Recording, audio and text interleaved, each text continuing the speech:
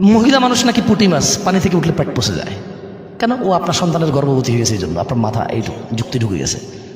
আপনি ওকে পুঁটি মাছ মনে করেন, ওর পেট পচা মনে করেন। আপনি মনে করেন যে ওকে আমি ছুঁয়ে ফেলছি, ধরে ফেলছি, ওর সাথে শুয়ে গেছি আমি, আর কেউ ওকে বিয়ে করতে চাইবে না, এরকম মনে করে আপনার উপর নির্যাতন করেন। কয়টা কয়টা পুরুষ নির্যাতনের মেসেজ আসে? একটাও আসে না। আর নির্যাতন যে কারণে, ও মদ খায়, ও গাঁজা খায়, আরেক বেটির সাথে প্রেম করে, ওর বউ ওর সম্পত্তি নিয়ে গেছেন, ওর দোষ, মহিলার দোষ না? মহিলা তার সিকিউরিটি নিবে না?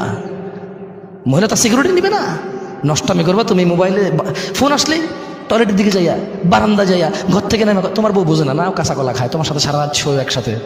হ্যাঁ, দিনের মধ্যে তোমার সাথে 8 ঘন্টা শুয়ে থাকে ওই বেটি, 6 ঘন্টা থাকে। বেটি তোমার চেনে না, ফাইজদামি করো, চালাকি করো ওর সাথে, না চালাকি করো। তো মহিলা সিকিউরিটির জন্য করে। তুমি অন্যায় করবা, মহিলাটা বলতেও পারবে না, তোর বাপে শুনছে কা, তোর ভাই শুনছে কা, তুই কইছস কা, আমার ইজ্জত নষ্ট করেছিস, তো তুই করছিস কবে না?